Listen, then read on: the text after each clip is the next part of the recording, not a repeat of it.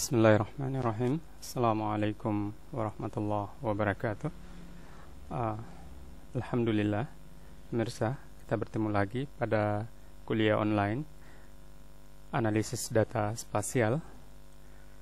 Saya Sukri Adnan Sangaji dari Hajar Institute of Applied Science. Pada hari ini kita akan membahas review of basic statistical concept. Ini merupakan materi lanjut dari materi sebelumnya, adalah Introduction to Spatial Analysis oleh Dr. Sepman. Ini adalah slide yang ditulis oleh Dr. Sepman yang insyaallah saya akan menerjemahkan dan mencoba untuk memberikan penjelasan-penjelasan yang saya ketahui tentang spatial analysis. Ya, berikut ini adalah outline pertemuan sebelumnya, Introduction to Spatial Data Analysis. Berikut outline pada saat ini adalah pertama 2.1, random variable and probability distribution, kemudian expectation, berikut estimasi maximum likelihood, dan yang terakhir adalah stationarity and isotropy.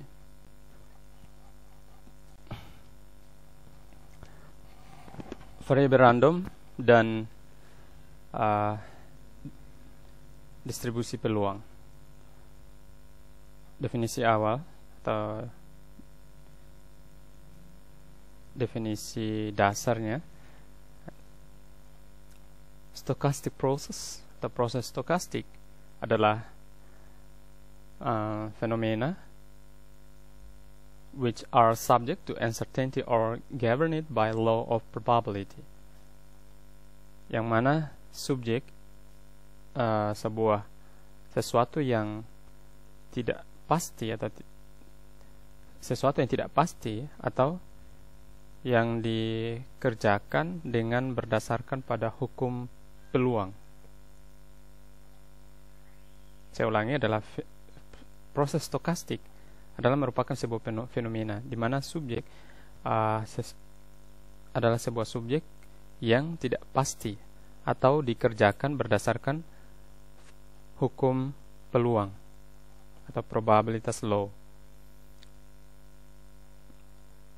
Random variable random, they are the variable used to present stochastic phenomena mathematically and said to be variables whose values are subject to uncertainty. Variabel random adalah variabel yang digunakan untuk menunjukkan fenomena stokastik secara matematis dan dikatakan variabelnya memiliki nilai yang tidak tentu atau tidak pasti. The term random implies that variables are equally likely to take any of their possible values. Term atau suku dalam matematika disebut suku, atau kita istilahkan dengan variabel random. Term atau variabel random menunjukkan bahwa variabel sama, equally likely to take any of their possible values, untuk memperoleh sebuah kemungkinan, sebuah peluang. In other words, they are subject to some form of uncertainty. Dengan kata lain, mereka adalah subjek dari sebuah bentuk ketidakpastian. Jadi seperti itu. Variabel random merupakan bentuk dari sebuah ketidakpastian. Ya. Kemudian variabel random uppercase letter ditulis dengan huruf besar seperti ini. Kemudian berikut nilai spesifik dari variabel random itu ditulis dengan huruf kecil, lowercase letter. Berikut basic definition. A stochastic process is described by random variable and their probability distribution. Sebuah proses stokastik digambarkan dengan variabel random dan sebaran peluang mereka, sebaran peluang dari variabel random. Not that are equally likely to take on any of all possible values. Tidak didasarkan not that are equally likely, tidak sama seperti tidak sama dengan tidak sama seperti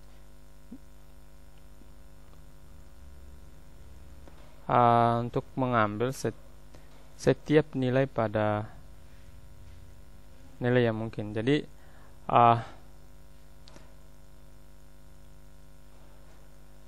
dipahami bahwa tidak sama ya nilainya itu terhadap peluang terhadap kemungkinan nilai dari setiap variabelnya.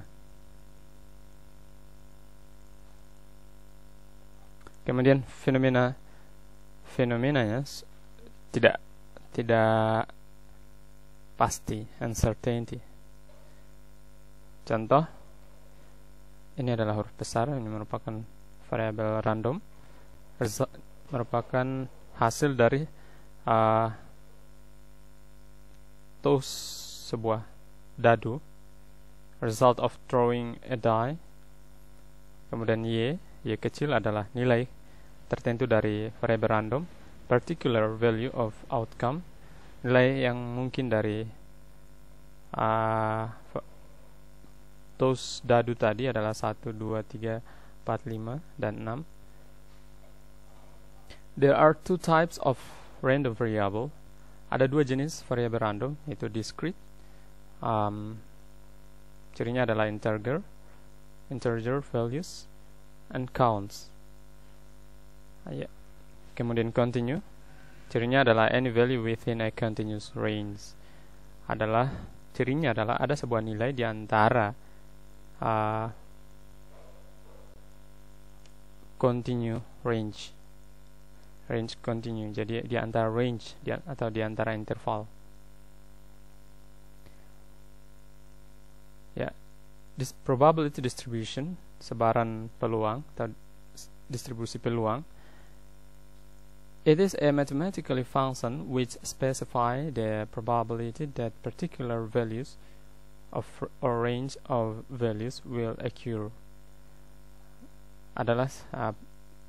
Jadi distribusi peluang ini adalah sebuah fungsi matematika yang secara spesifik menunjukkan peluang bahwa nilai peluang dari sebuah menunjukkan peluang nilai tertentu atau hasil dari sebuah kejadian yang akan terjadi. Contohnya, relative change of a random variable taken different possible values are characterized by its possible distribution. Perubahan relatif dari sebuah variabel random diperoleh dengan perbedaan kemungkinan nilai yang ditunjukkan dengan karakteristik dari sebuah sebaran peluangnya atau probability distribution. Berikut probability density at the value of y is fy. Peluang densitas atau kerapatan peluangnya adalah nilai dari nilai y, nilai kerapatan peluang dari nilai y adalah fy. Contohnya adalah peluang bahwa y diperoleh dari nilai y. Jadi peluang bahwa y memperoleh nilai ini y kecil.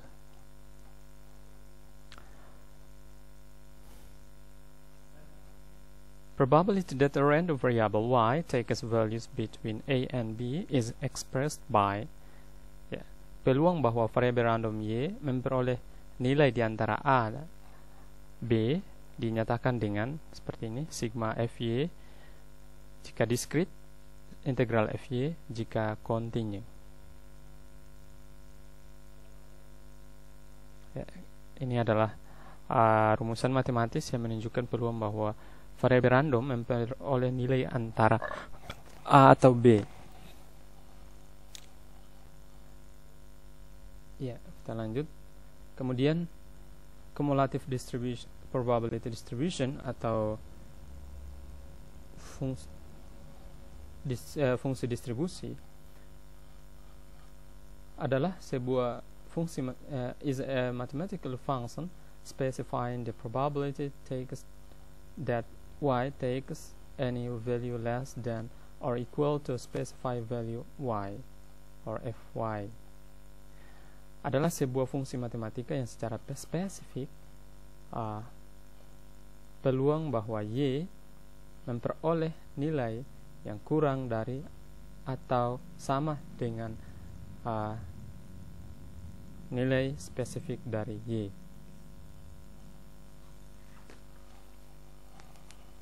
Saya ulangi bahwa fungsi distribusi adalah sebuah fungsi matematika yang secara spesifik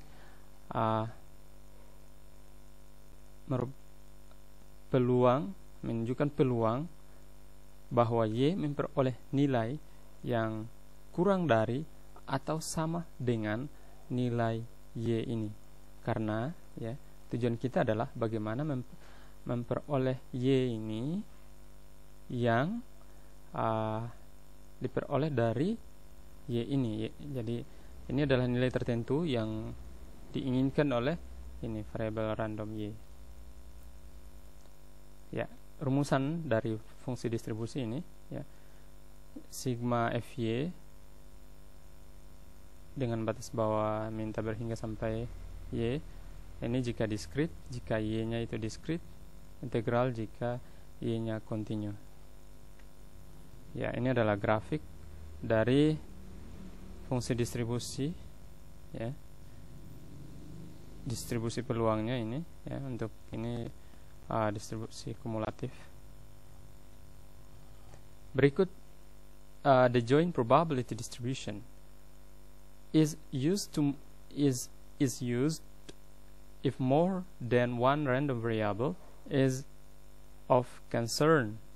Example, x and y, and expressed by like this. Yeah. Join distribusi peluang atau distribusi peluang bersama adalah digunakan jika lebih dari satu variabel randomnya lebih dari satu adalah menjadi perhatian yang merupakan perhatian kita. Contohnya adalah x dan y, dan dinyatakan sebagai berikut ini. fxy ya.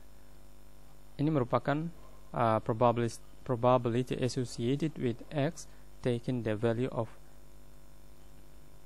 x and y taking the value of y. Jadi peluang gabungan dengan x memperoleh nilai x dan y memperoleh nilai y. Berikut important probability distribution merupakan distribusi yang penting ya. Untuk discrete ada binomial, ada Poisson, ada geometrik, kemudian ada continue itu ada normal.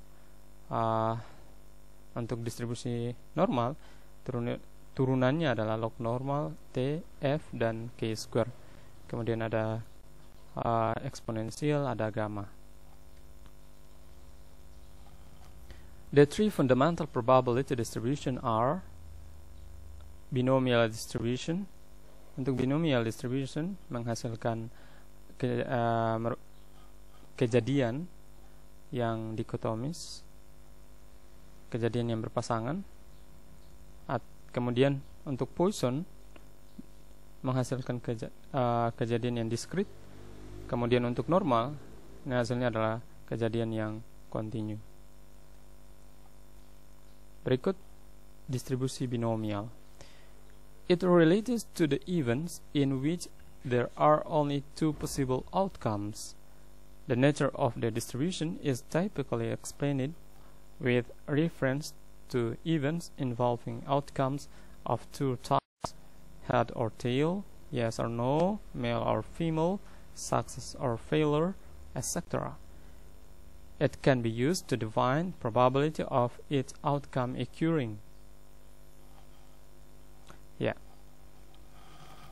Distribusi binomial berhubungan dengan kejadian yang terdapat pada dua kemungkinan. Pertama, contohnya adalah the nature of the berikut sifat dari distribusi ini adalah menjelaskan typically dijelaskan dengan berdasar pada pada kejadian yang melibatkan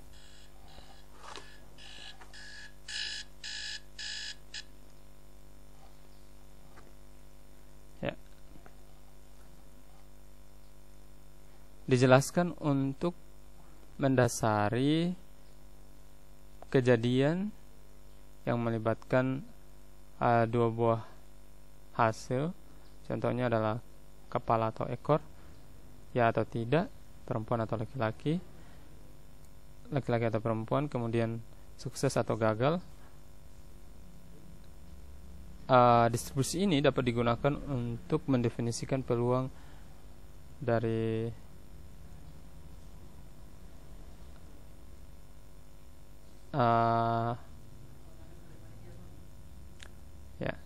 ini dapat digunakan untuk mendefinisikan peluang dari setiap kejadian. Peluang dari setiap kejadian, ya. Lanjut. Jika peluang dari X sukses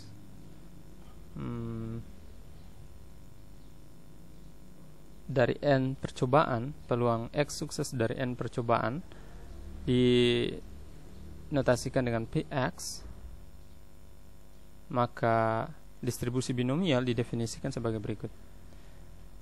Ya, Px sama dengan kombinasi Nx, P pangkat X, Q pangkat N min X, di mana ini adalah merupakan bentuk kombinasi. P adalah peluang sukses terjadi, Q adalah peluang gagal tidak terjadi, di mana Q adalah 1 min P, X adalah jumlah kejadian, specific number of success, jumlah kejadian sukses, kemudian N adalah jumlah percobaan. Ya, kita ketahui kombinasi adalah kombinasi Nx adalah N faktorial per X faktorial N min X faktorial. Ini menunjukkan bahwa jumlah number of times a particular combination, jumlah kombinasi sukses yang akan dihasilkan. Contoh ini adalah pertanyaannya, how many different combination are there of 3 success in 5 trials? Berapa banyak kombinasi dari 3 sukses dalam 5 percobaan? Jadi pertanyaannya, berapa banyak perbedaan kombinasi dari 3 sukses dalam 5 percobaan? Jadi kita ketahui N-nya 5 dan X-nya 3. Kombinasi 5X 53, hasilnya adalah ini 10. Sehingga terdapat N permutasi dari 3, terdapat 10 permutasi dari 3 sukses dalam 5 percobaan. Berikut bentuk, the form and the shape of distribution depend on the length of trials in a sequence n and the probability of n occurrence p. Form dan shape dari distribusi tergantung dari panjang sebuah percobaan dalam barisan n dan peluang sebuah kejadian P. Ya, jika P sama dengan Q, maka distribusi binomialnya adalah simetrik. Jika P lebih dari Q, maka distribusi binomialnya adalah skewed right, skewed ke kanan, condong ke kanan. Kemudian jika P kurang dari Q, maka distribusi binomialnya adalah condong ke kiri. Kemudian jika N lebih besar, maka distribusinya adalah peaked normal, more peaked, lebih. Ya, jadi jika n-nya lebih besar, maka distribusinya lebih meruncing. Lanjutkan. Ini adalah grafik dengan yang di atas ini adalah perubahan n-nya, di mana p-nya tetap.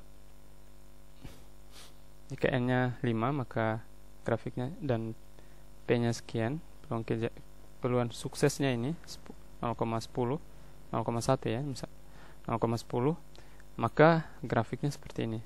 Jika n-nya kita tambahkan menjadi 12 dan peluang suksesnya tetap 10, maka grafik yang kita peroleh seperti ini. Ya.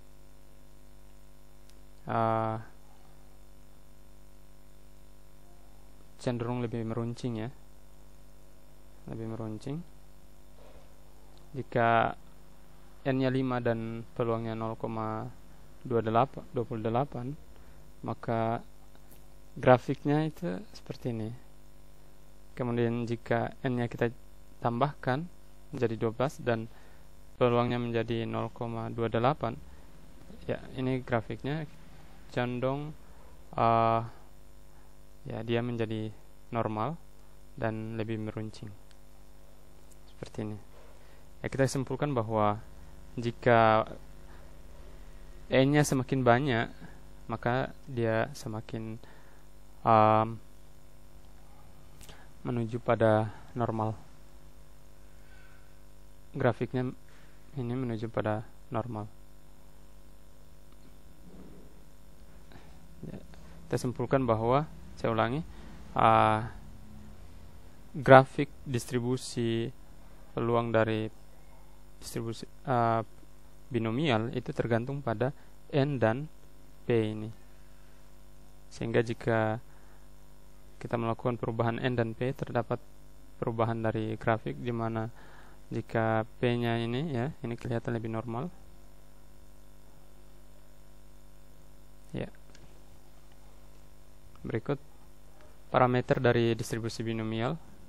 Min-nya adalah NP, kemudian variance-nya adalah NP kali Q, kemudian standar deviasinya adalah akar dari NP Q, kemudian skewness P kurang Q per NP Q, ya, seperti ini. Ya. Ya, berikut distribusi Poisson. It is used in aspect of events which have a discrete number of outcomes.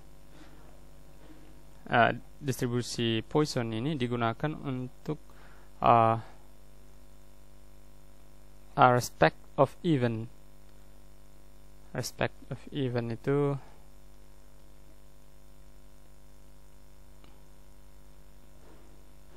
ya digunakan yang berkaitan dengan, dalam kaitannya dengan kejadian yang menunjukkan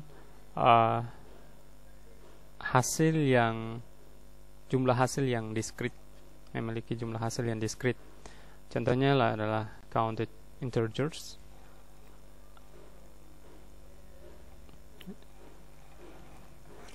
The probability of occurrence reduced as the integer count of the event increases. Ya. Peluang kejadian direduksi seperti integer count, bilangan bulat yang dapat dihitung ya, dari sebuah kejadian yang increase, bertambah. This distribution is particularly useful when the number of times a phenomenon occurs within a given unit of time or space.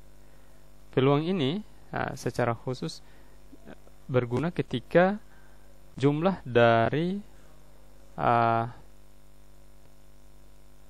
jumlah waktu dari sebuah fenomena terjadi dalam sebuah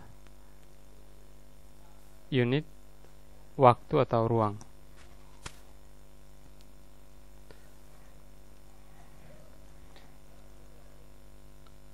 Yeah, distribution function of Poisson distribution is like this. Fungsi distribusi dari sebaran Poisson adalah ya, lambda x, px sama dengan lambda pangkat x e pangkat min lambda per x faktorial, di mana x adalah jumlah kejadian yang spesifik, lambda adalah rata-rata dari kejadian, dan e adalah bilangan natural 2,7183. Ya. Jadi saya ulangi, tekankan kembali bahwa penggunaan distribusi Poisson ini biasanya pada fenomena yang berkaitan dengan unit waktu atau ruang. Sehingga ya seperti ini contohnya ya. Anggap sebuah lokasi dari grocer in a town. Grocers. Ya, anggap sebuah lokasi penjualan makanan atau sebuah lokasi penjualan lokasi grosir dari sebuah kota. Ya, grosir per grid, di mana ditentukan grosir per grid X dan rata-rata dari grosir dinyatakan dengan lambda, maka visualisasi datanya untuk analisis spasial diperoleh seperti ini.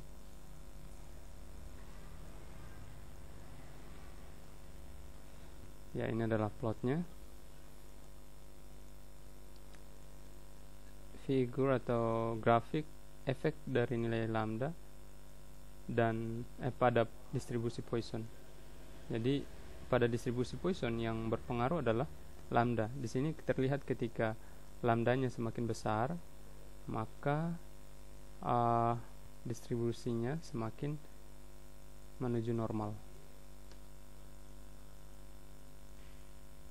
Ya, parameter dari distribusi Poisson mean ini lambda, kemudian variance-nya adalah lambda, standar deviasi standarnya adalah akar dari lambda, kemudian skewness-nya atau kemiringannya adalah kecondongannya adalah 1 per akar lambda.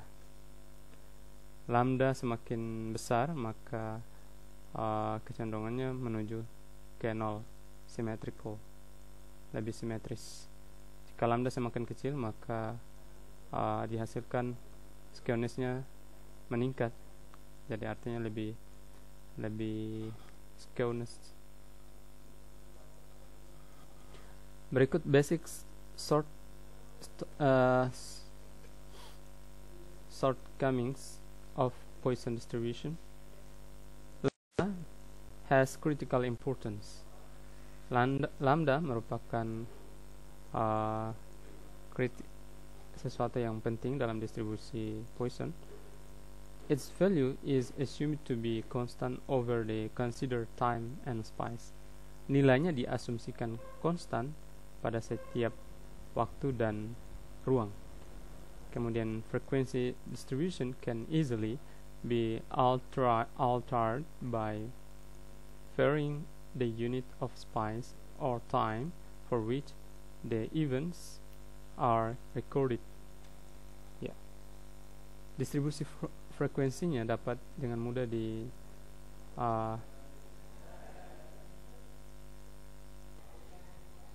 saya ulangi. Distribusi frekuensinya dapat dengan mudah dirubah dengan memvariasikan unit dari ruang atau unit dari waktu untuk setiap kejadian yang dicatat. Berikut distribusi normal. It relates to situation where continuous rather than discrete outcomes are recorded for the observation under investigation. It is used when the phenomena are measured on the interval or ratio scales rather than counted. Ya, distribusi normal ini berhubungan dengan situasi di mana berhubungan dengan situasi yang kontinu, ya, rather than lebih dari hasil discrete yang dicatat untuk setiap observasi yang ingin dalam investigasi, dalam pengamatan.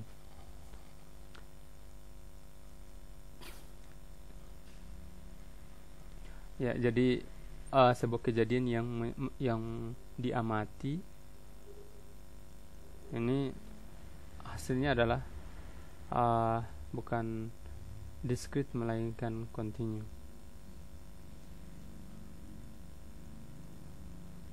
Distribusi normal digunakan ketika fenomena yang diukur berada pada interval atau skala interval atau skala rasio.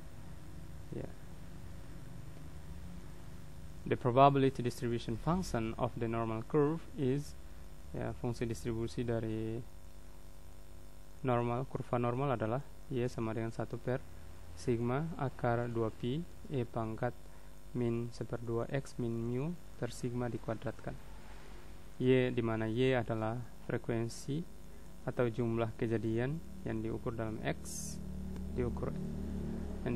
dengan ukuran X, kejadian dengan ukuran X. Kemudian sigma adalah standar deviasi dari semua X, mu adalah min dari X. Ini adalah kurva normal. The point of inflection on the curve where it change from convex to concave.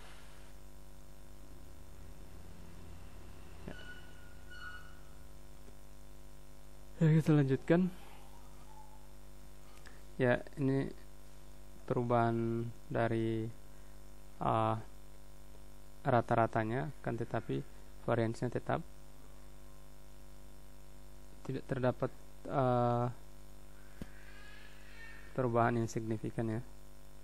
Jika sigmanya itu tetap dan ini rata-ratanya ini berubah 1, 2, 3, maka terlihat seperti ini grafiknya. Akan tetapi akan berbeda jika sigmanya sebarannya itu berubah dan minnya tetap. Kita melihat perubahan yang begitu signifikan dari bentuk kurvanya seperti ini.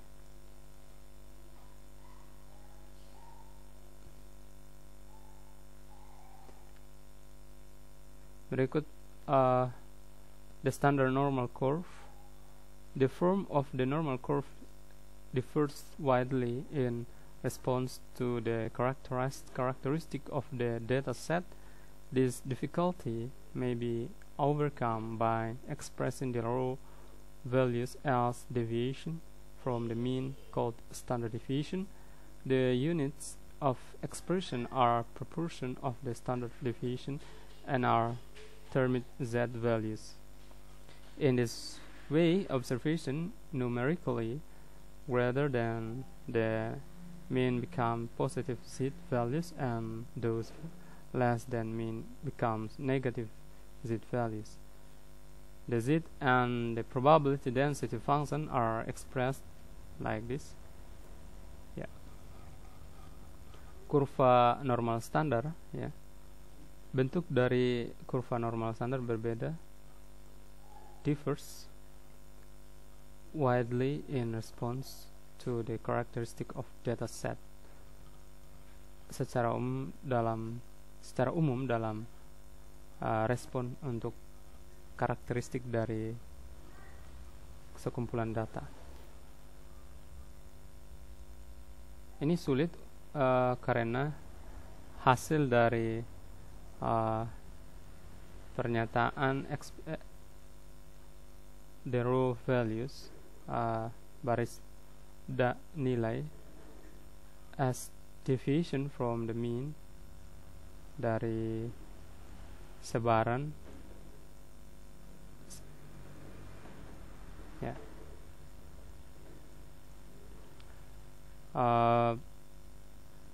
Baris nilai sebagai sebaran dari rata-rata disebut standarisasi. Jadi standarisasi adalah sebaran sebuah nilai dari rata-rata. The unit of expression are proportion of standard deviation.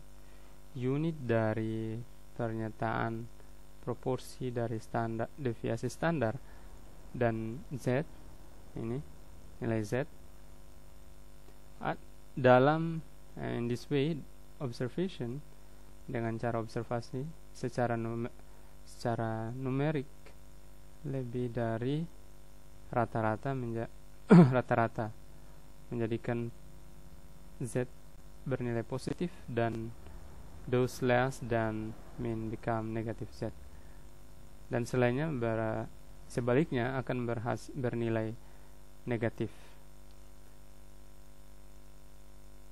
Z dan fungsi peluang densitasnya dinyatakan sebagai berikut.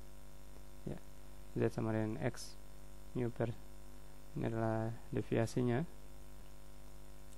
Ya, seperti ini. Ini adalah kurva normal standar. 1 per Y sama dengan 1 per akar 2 pi E pangkat min Z per 2 dikuadratkan.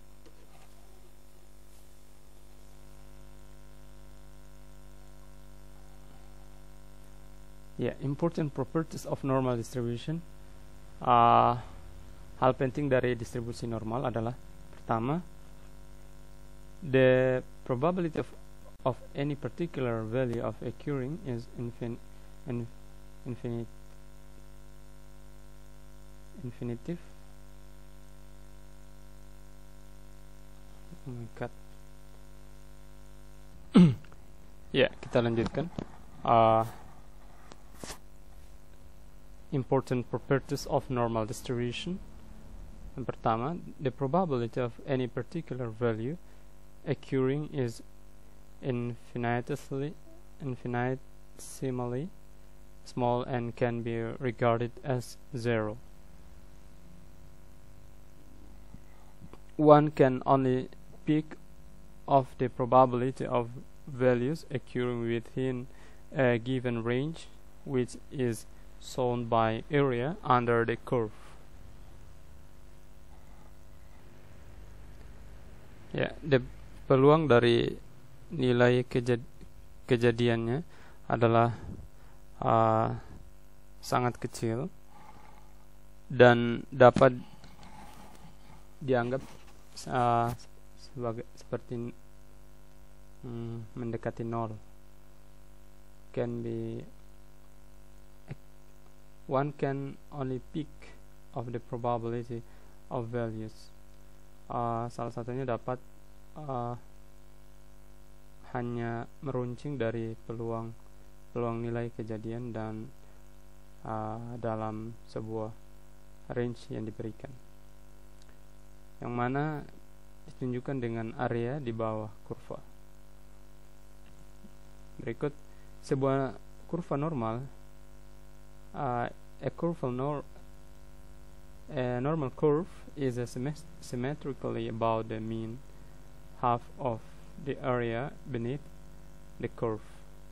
Sebuah kurva normal adalah simetrik, kira-kira mean half of area beneath the curve, setengah dari area kurva, yang mana satu lies on each side of the mean, terdapat pada setiap bagian mean. 50% of the values are less than the mean and the rest are more than the mean. 50% nilai kurang dari rata-rata atau mean, dan sisanya adalah lebih dari rata-rata dari mean. Contohnya peluang, probability of a value being less than the mean is equal to then being greater than the mean and both equal to 0.5. Peluang dari sebuah nilai yang memiliki yang kurang dari mean adalah sama dengan yang lebih dari mean, dan keduanya adalah sama dengan 0,5. Berikut 68% dari area, 68% of the area under a normal curve lies within 1. 68% dari area di bawah kurva normal adalah terletak dalam satu deviasi standar mean, dan 95% dari area dan 99,7% darinya terletak di antara 2 dan 3 standar deviasi standar dari mean secara berturut-turut. Ya, ini adalah beberapa website yang penting terkait dengan distribusi Poisson, kemudian Gaussian, distribusi Gaussian, dan ya, intinya adalah ini merupakan referensi tambahan untuk kita mempelajari beberapa distribusi yang telah saya sampaikan tadi. Berikut kita lanjutkan pada ekspektasi. Expected value of a random variable y refers to its mean.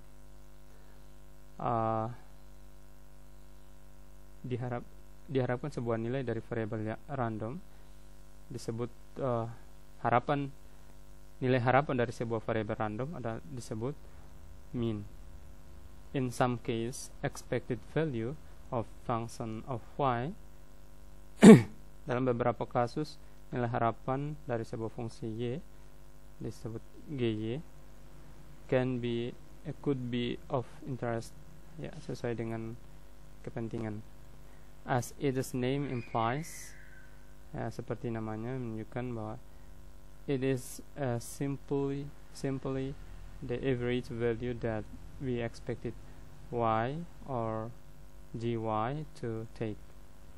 Ya, menunjukkan nilai rata-rata yang diharapkan y atau gy untuk diperoleh. Expected value of y can also be defined as the weighted sum of possible values, where the weighted used for each values are the probability associated with that value. Nilai harapan dari y dapat ditunjukkan dengan mendefinisikan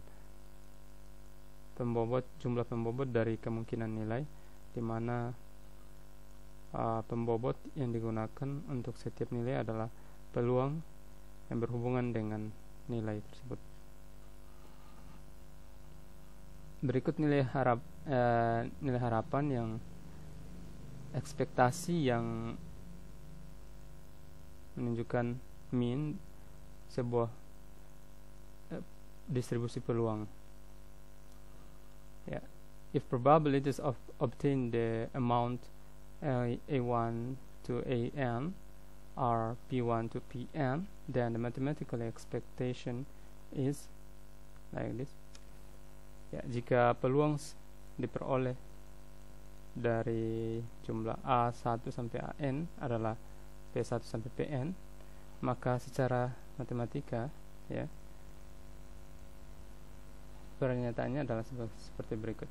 Ya, sama dengan A1 P1 tambah A2 P2 sampai dengan Pn tambah AN Pn, di mana E adalah sebuah rata-rata pembobot.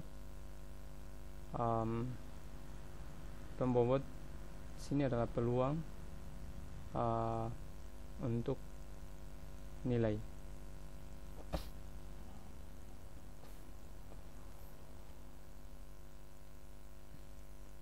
Berikut ini adalah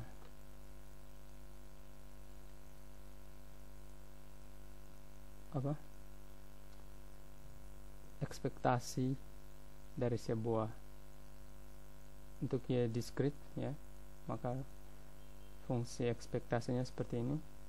Y sama dengan sigma Y Fy jika Y diskrit, kemudian sigma integral Fy dy jika Y nya kontinu. Ya, untuk Gx, Gy, maka ekspektasi Gy sama dengan ini, sigma Gy Fy jika Y diskrit, integral Gy Fy dy jika Y kontinu.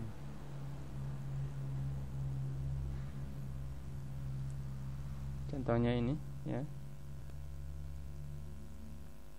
Temukan sebuah min dari distribusi peluang jumlah kepala diperoleh dalam 3 koin yang ditos. Peluangnya ada untuk 1, 0, 1, 2, 3. Head adalah ini, ya.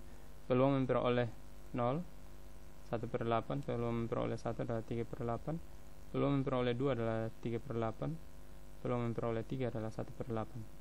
Sehingga rata-rata peluangnya adalah 0 kali 1/8 tambah 1 kali 3/8 tambah 2 kali 3/8 tambah 3 kali 1/8, sehingga kita peroleh peluangnya seperti tadi, ya.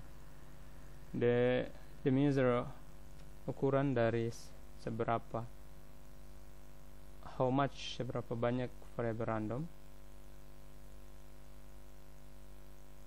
ukuran seberapa banyak variabel random atau seberapa jauh sebuah nilai condong pada sekitar minnya disebut variance. Saya ulangi, ukuran seberapa banyak variabel random yang condong terhadap sekitar variabel sekitar rata-rata disebut variance. Untuk secara matematis, untuk mengetahui variance adalah F var Y sama dengan ekspektasi, ya, Y min ekspektasi Y dikuadratkan. Saya ulangi, ekspektasi mutlak Y min ekspektasi Y dikuadratkan. Sehingga standar deviasi Y adalah akar dari variance. Berikut covariance adalah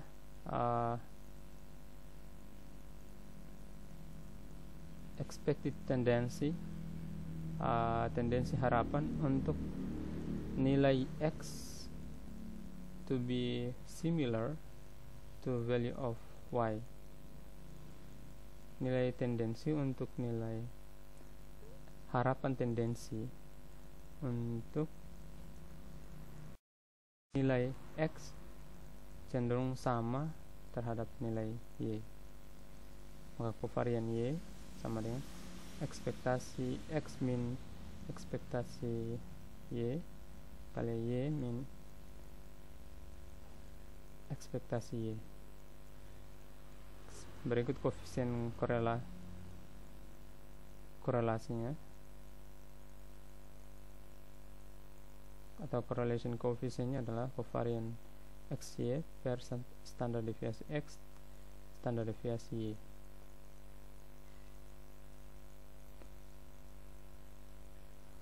Berikut independence. Yeah. Two variables are said to be independent if the probabilistic behavior of one remains the same no matter what values the other may take. In this case, their joint probability distribution is like this: fxy, xy, fx multiply fy. Dua variabel dikatakan independen jika perilaku atau sifat dari probabilistiknya, sifat peluangnya dari salah satu variabel tadi tidak sama dengan nilai dari yang diperoleh.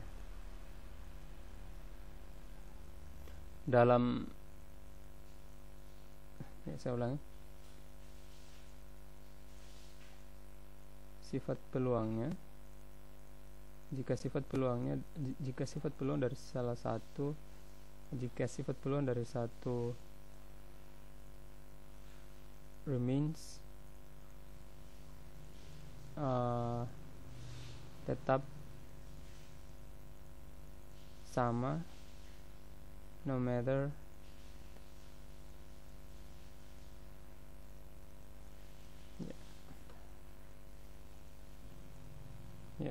jadi tetap sama, tidak apakah nilai yang lain memperoleh nilai yang lain.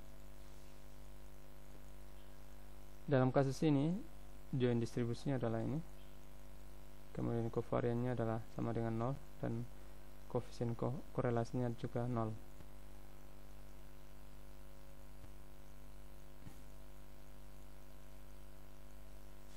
Berikut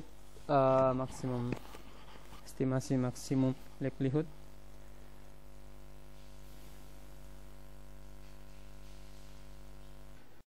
Oke, kita lanjutkan pada 2.3 maximum likelihood estimation. There are different methods for estimating the parameters of stochastic phenomena. Ada perbedaan metode dalam mengestimasi parameter fenomena stokastik. Yang pertama adalah metode estimasi titik. Kemudian yang kedua adalah metode estimasi interval. Metode estimasi titik ada dua metode, dibagi menjadi dua metode, yaitu metode moment dan metode maximum likelihood.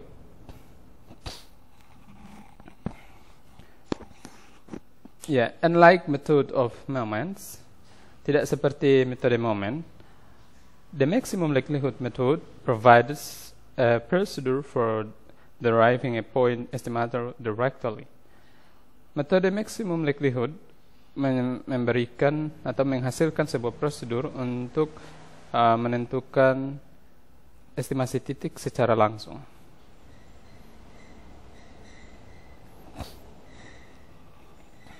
The aim of maximum likelihood estimation is to find the parameter values that make the observed data most likely. Tujuan dari estimasi maximum likelihood adalah untuk menemukan sebuah nilai parameter yang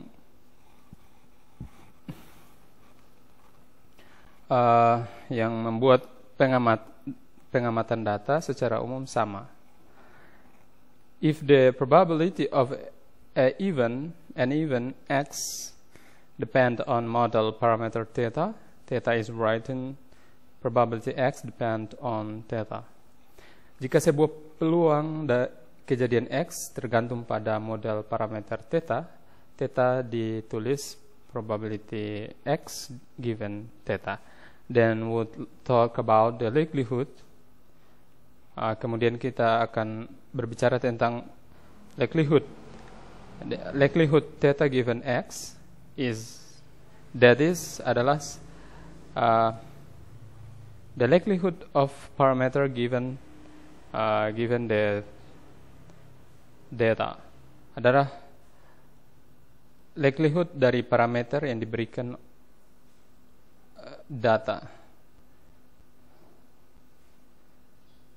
Berikut, consider a random variable with a probability distribution function of fx given theta, in which theta is the parameter, such as the mean lambda in the exponential distribution.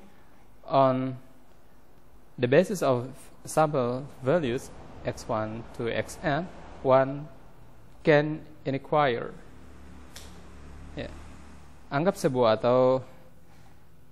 Anggap sebuah variabel random dengan fungsi distribusi peluang adalah fx, in which yang mana theta adalah sebuah parameter, such as the mean lambda, seperti mean lambda dalam distribusi eksponensial.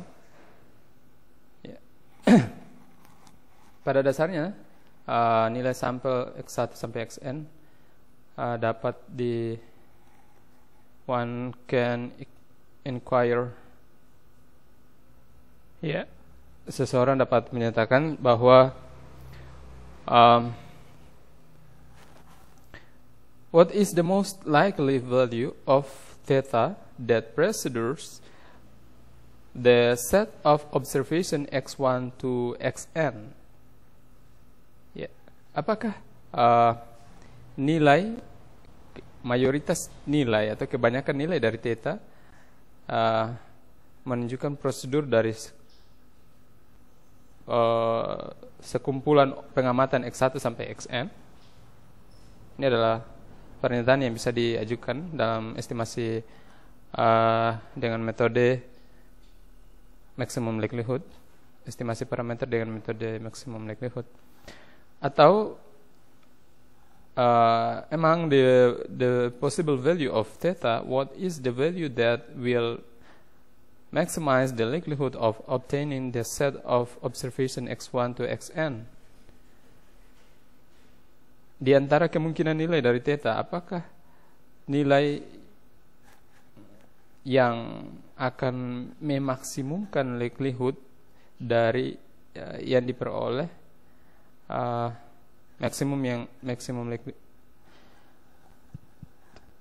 memaksimumkan likelihood yang diperoleh dari sekumpulan pengamatan x1 sampai xn. Jadi seperti itu.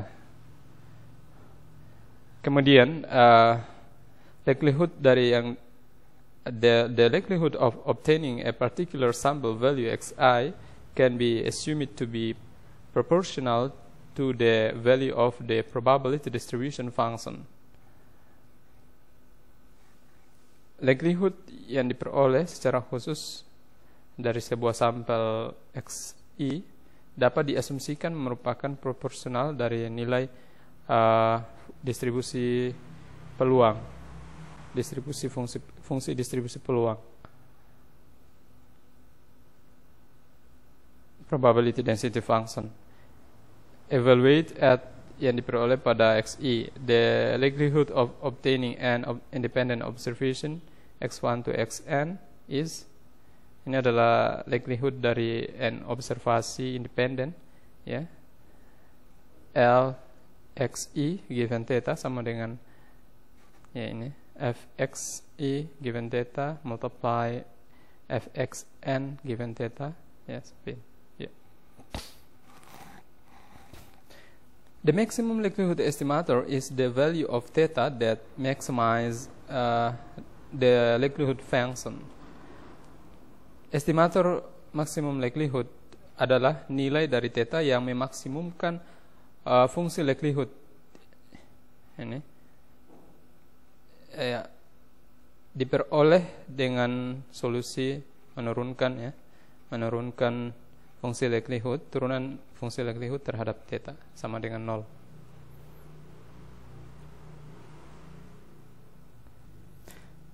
0. Kita lanjutkan contoh.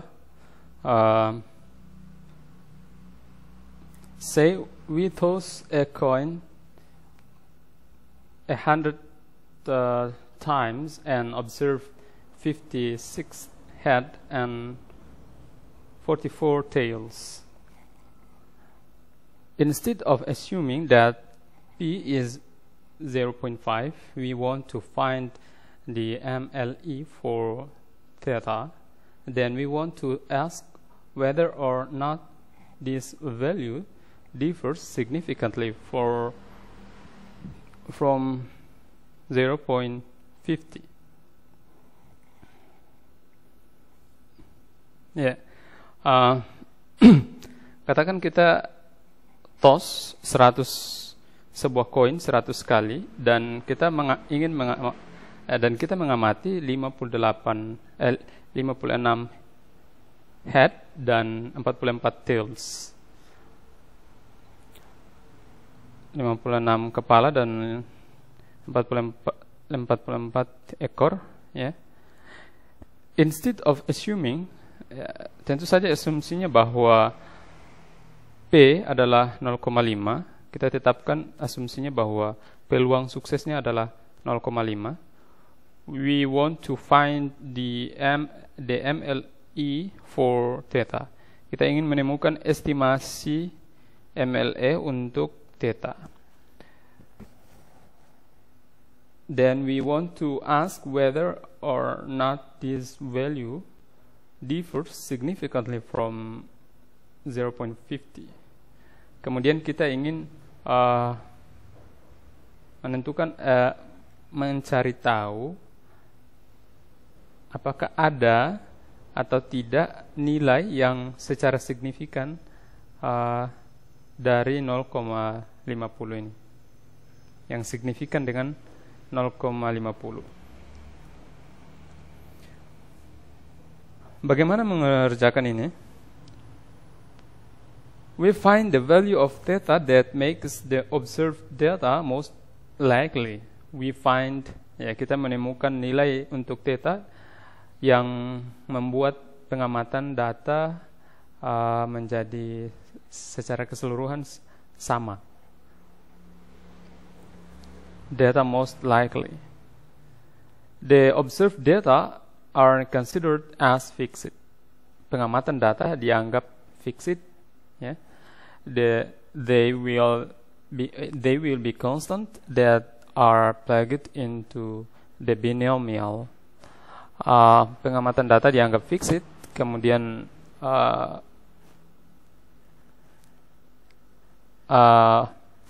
mereka dianggap kemudian dianggap konstan yang diasosiasikan sebagai model peluang binomial, sebuah model binomial.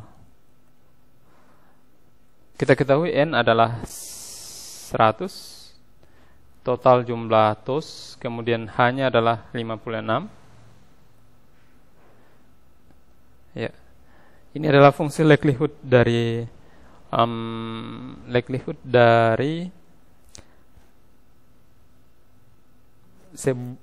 model binomial dengan H, ya, dengan H sama dengan 56, ya, ini.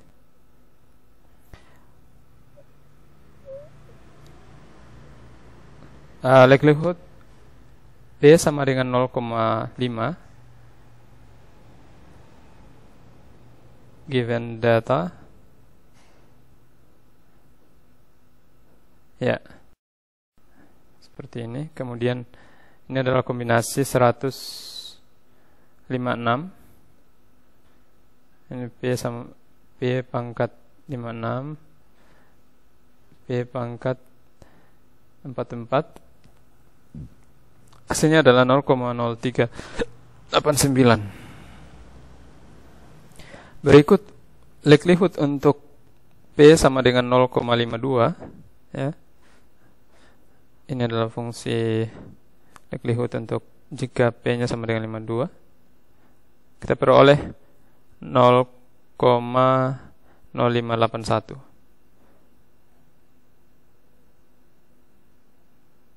Ya, ini adalah gambaran dari hasil likelihoodnya. Jika P-nya adalah 0,48, likelihood yang kita peroleh adalah ini 0,0222. Kemudian jika P-nya 0,5, kita peroleh likelihoodnya adalah 0,0389 seperti yang di atas ini. Kemudian jika P-nya adalah 0,52, kita peroleh likelihood yang kita peroleh adalah 0,0581. Sampai dengan jika P-nya adalah 0,62, maka likelihood yang kita peroleh adalah 0,0378.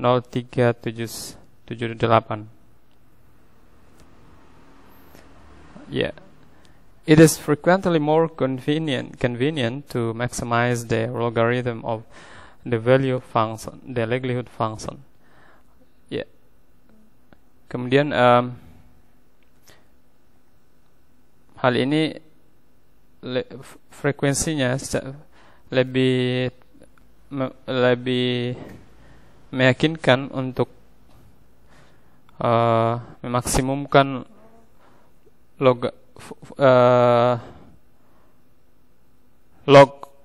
fungsi log likelihoodnya. Ya.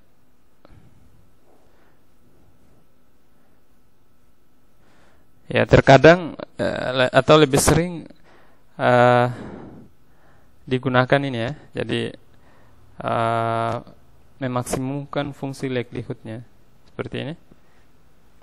Turunan dari log likelihood terhadap theta sama dengan 0. Yeah. If the distribution function has two or more parameters like this. Yeah. Seperti ini. Ini adalah turunan dari fungsi likelihoodnya. Ya, masalah dalam metode MLE adalah pertama, the distribution of the population should be known. Ya, distribusi populasi harus diketahui. Kemudian kedua, sebuah solusi untuk persamaan likelihood may not exist.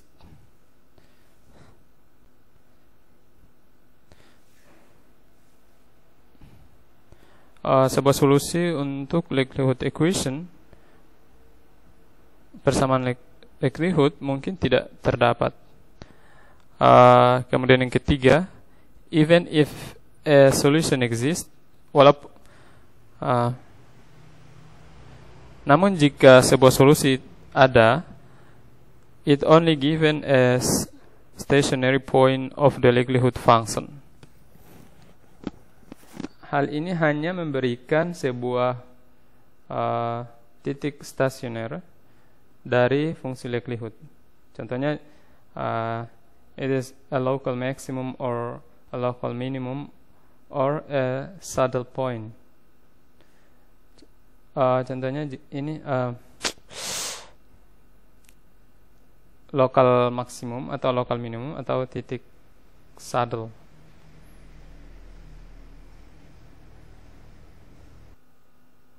Yeah. A check on the second derivative is necessary to determine the nature of stationary point. Sebuah cek pada turunan kedua penting untuk menentukan sifat dari titik stasionernya. Keempat, persamaan likelihood mungkin memiliki multiple solution, banyak solusi. In this case, the individual solution must be checked to determine which one yields the global maximum.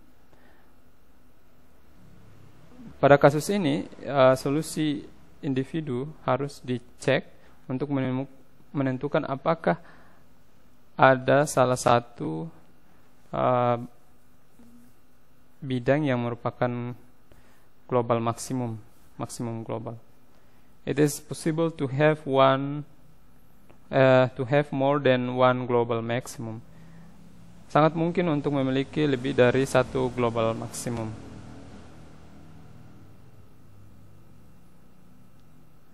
Ya, berikut 2.4, stationarity and isotropy. Ini secara terminologi, ya, stasionaritas dan isotropi. A spatial phenomena is represented with a spatial domain R and the location of its stochastic phenomena is expressed by S. Sebuah fenomena spasial dinyatakan dengan sebuah domain spasial R dan local of its stochastic phenomena, dan lokasi dari setiap fenomena stokastik adalah dinyatakan dengan S. Jadi setiap lokasi fenomena stokastik itu dinyatakan dengan S. The set of S with R referred as spatial stochastic process. Ya, himpunan dari S dalam R dinyatakan sebagai sebuah proses stokastik spasial. Ya, IS S di R. S di R adalah ada data dalam lokasi R, ada data lokasi dalam R. Ini adalah S, ini adalah lokasi R, domain spasial. Kemudian jika S merupakan sebuah vektor, ada lokasi 1, lokasi 2 sampai dan seterusnya. Ini jika ada 2 lokasi, maka ini merupakan vektor lokasi, ya. Vektor titik. Location vector, lokasi vektor dari titik S. Ya. ZS untuk SDR adalah proses stokastik. Proses stokastik spasial. Berikut stationarity dan isotropy. Modeling real life problems require data and assumption on nature of the phenomena. Pemodelan masalah real membutuhkan data dan asumsi pada sifat fenomena spasial. Yeah. Spatial stochastic process often exhibit a degree of spatial correlation, and this correlation by somehow has to be incorporated into the analysis. Proses stokastik spasial sering menunjukkan sebuah derajat korelasi spasial, dan korelasi ini kadangkala memiliki incorporated, kadang menjadi tidak berhubungan dengan analisis, kadang tidak memiliki hubungan dengan analisis. In the general, the behavior of phenomena, spatial phenomena, is the result of a mixture of two types of effects. Secara umum, fenomena spasial, perilaku fenomena spasial dihasilkan dari dua tipe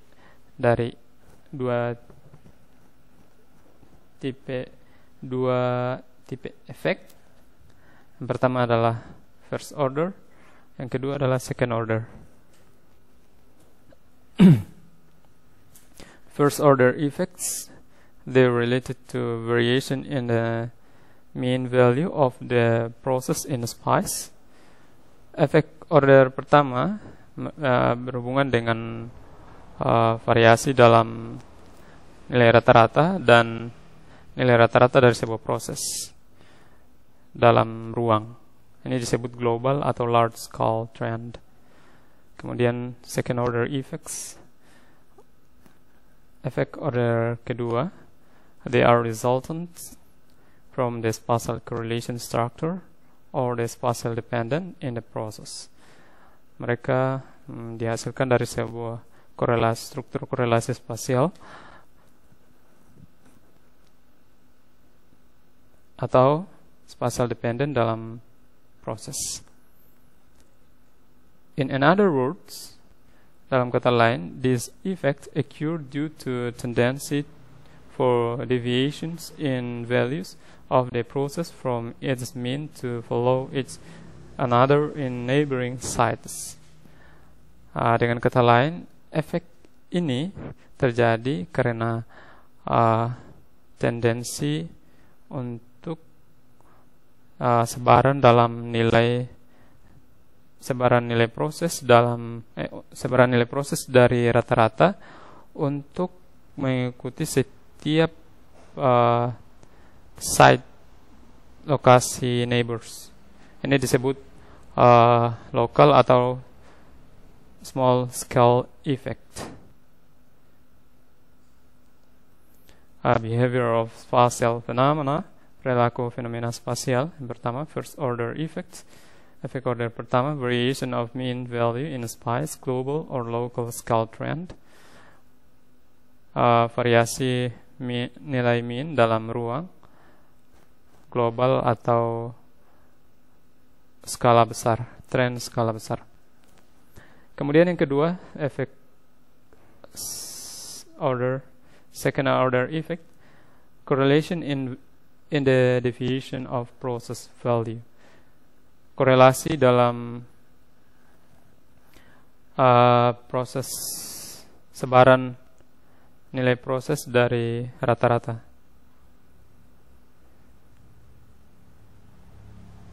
Ya, contoh.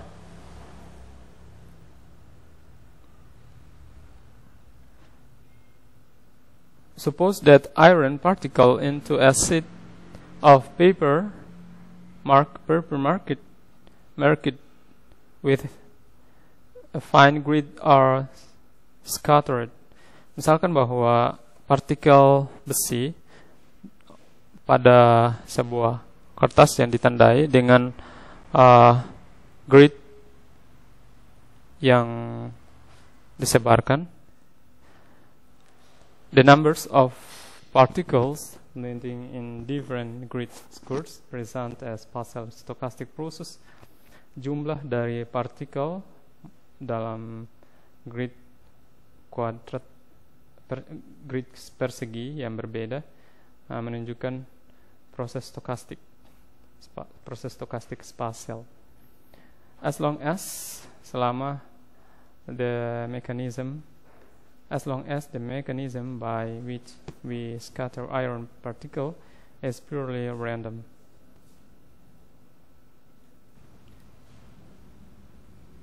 Selama mekanisme yang mana kita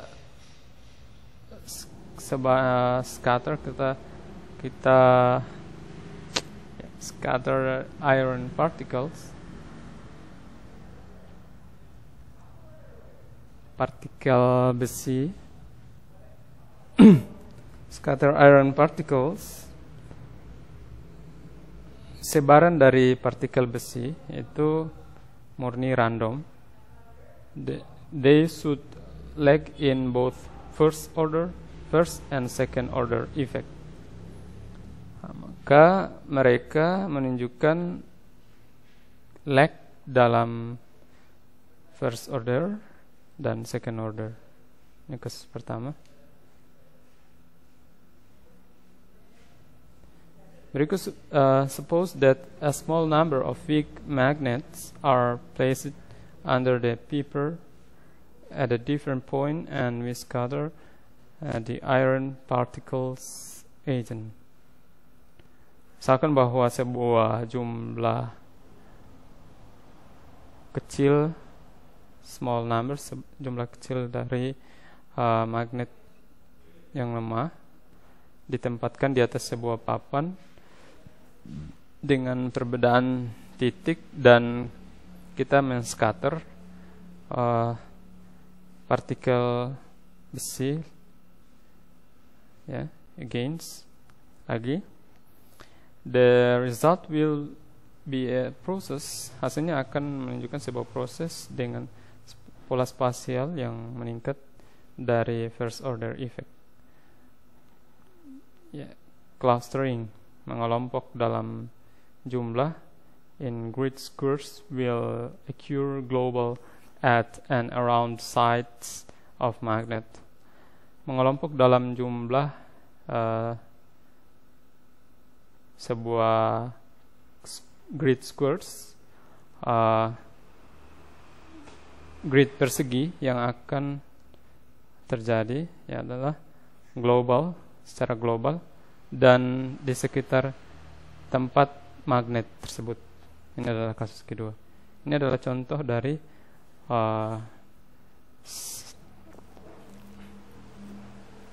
first order, karena dia terjadi secara global.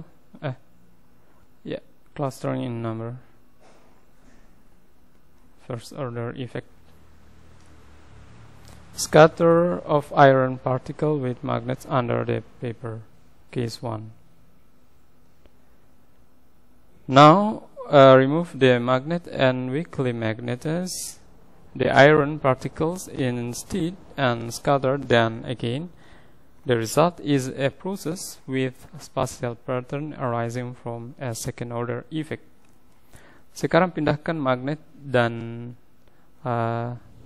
daya magnet lemah dari partikel besi, tentu saja, dan dari partikel besi, dan scatter them, dan kelompokkan mereka kembali, scatter mereka kembali.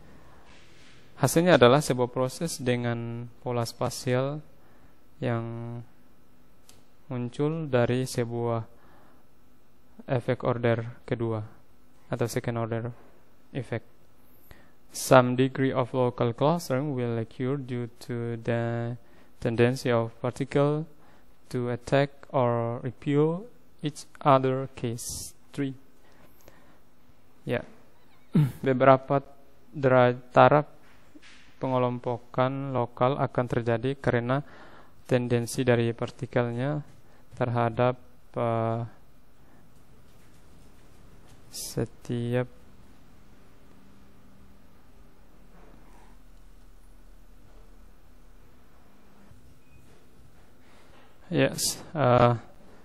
tendensi dari partikel yang berbeda atau saling berlawanan.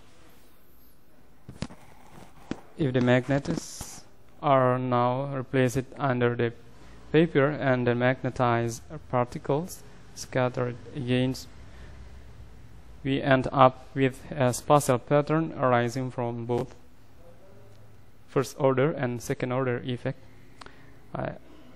Jika sebuah magnet ditempatkan kembali pada papan dan efek magnet tadi terhadap scatter partikelnya, kita akan temukan sebuah pola spasial dari first order effect dan second order effect.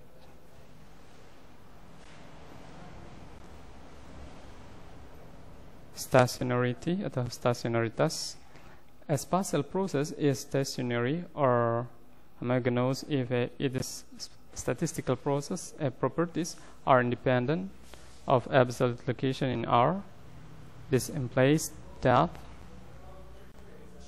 sebuah proses spasial adalah stasioner atau homogen jika sifat statistiknya adalah independent absolute location dalam ruang spasial atau range spasial, domain spasial R. Ini adalah domain spasialnya. Saya ulangi bahwa jika stasioner jika statistiknya independent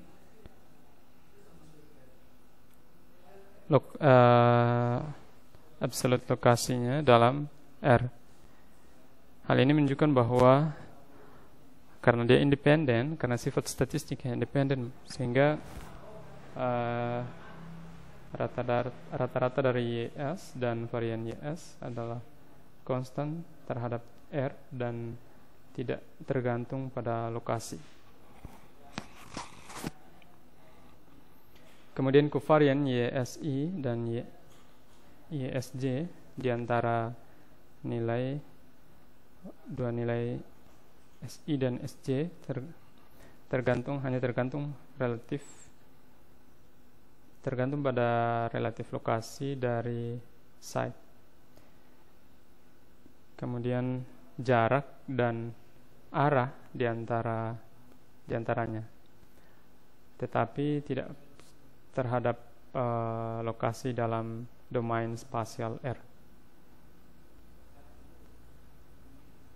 Berikut jika mean, varian, dan covariant structure berpengaruh terhadap R, change R, the process exhibit non-stationary or heterogeneity. Maka prosesnya menunjukkan non-stasioner atau heterogenitas. Ya, saya tekankan kembali lagi ya, supaya kita bisa paham bahwa mana yang stasioner spasial dan mana yang tidak stasioner spasial. Intinya bahwa tidak stasioner jika mean, varian, dan covariannya dipengaruhi oleh domain spasial.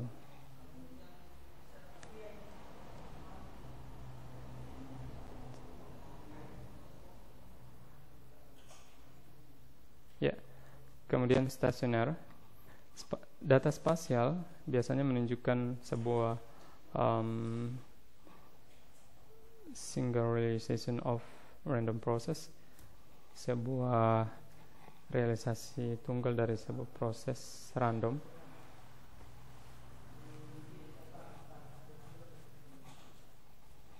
Beberapa derajat atau beberapa taraf dari stasioner harus diasumsikan untuk membuat atau melakukan inferensia terhadap data. Berikut stasionaritas adalah sebuah bentuk dari lokasi invariance, sebuah lokasi invariance. Waalaikumsalam.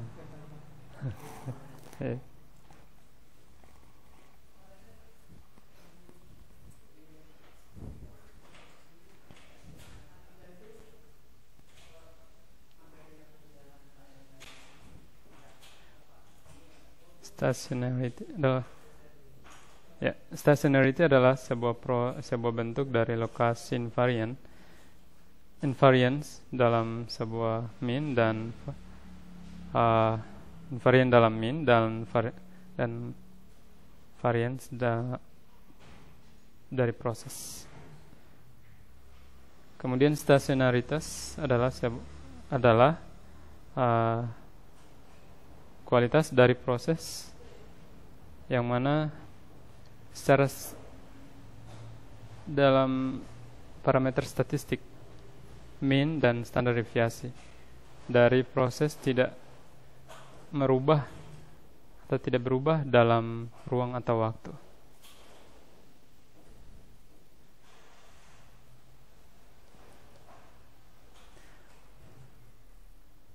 Stasionaritas ya, ada yang kuat dan ada yang lemah. Untuk stasionaritas kuat, strong stationarity requires equivalent of distribution function under translation and rotation. Membutuhkan fungsi distribusi yang ekuivalen terhadap translasi dan rotasi. All higher order moment are constant, including the variance and mean. Kemudian stationary lemah membutuhkan sebuah constant mean, rata-rata yang konstan, dan varian dan covarian yang independen terhadap lokasi. The covariance is only depend on distance and direction between points. Covariance-nya hanya tergantung pada jarak dan arah di antara titik. Ini adalah grafik non-stationary mean, decreasing from west to east. Stasionaritas, ekspektasi YS sama dengan mu, konstan terhadap semua S di R. Seperti ini. Ya, berikut isotropi. The spatial process is called isotropic if the covariance depend only on distance between Si and Sg. Proses spasial dikatakan isotropik jika covariance hanya tergantung pada jarak antara Si dan Sj, tidak pada arah tidak pada arah yang terpisah. Contohnya adalah weakly magnetized iron particles scattered on top paper with no magnetism represent an isotropic process.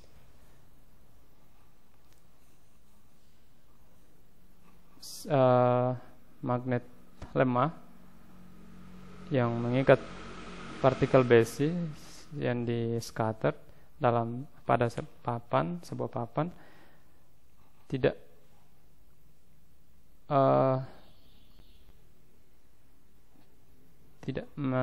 memiliki efek magnet, ya, tidak magnet, menunjukkan sebuah proses isotropik.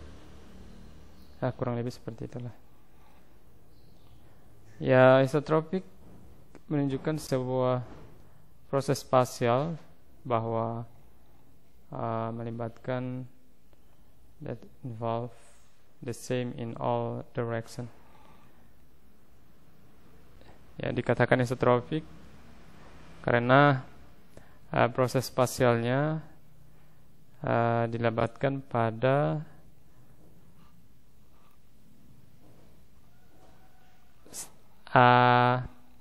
arah yang sama, dalam arah yang sama. Jadi proses spasialnya pada arah yang sama. Kemudian anisotropik adalah sebuah proses spasial dalam korelasi dan kovarian yang berbeda dengan arah. Most method assume spatial correlation as isotropic. Kebanyakan metode diasumsikan spatial correlation, korelasi spasial atau seperti isotropik. Kebanyakan metodenya diasumsikan seperti ini.